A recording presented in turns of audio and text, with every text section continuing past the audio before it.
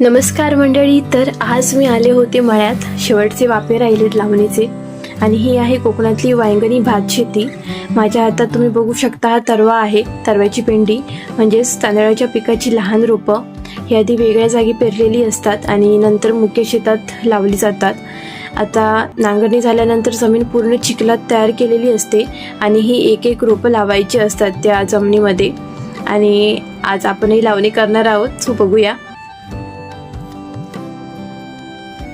तर तुम्ही बघू शकता अशा प्रकारे अर्धा जो वाफा आहे त्याची लावणी झाली आहे. समोर जे तुम्हाला बांधलेले दिसत आहेत त्यांना मेरा म्हणतात. पाणी साठून राहावं म्हणूनही बांधलेले असतात, कारण भात शेतीला पाणी खूप लागतं. आणि हे छोटे पाट आहेत, पाणी योग्य दिशेने वाहत राहावं म्हणून.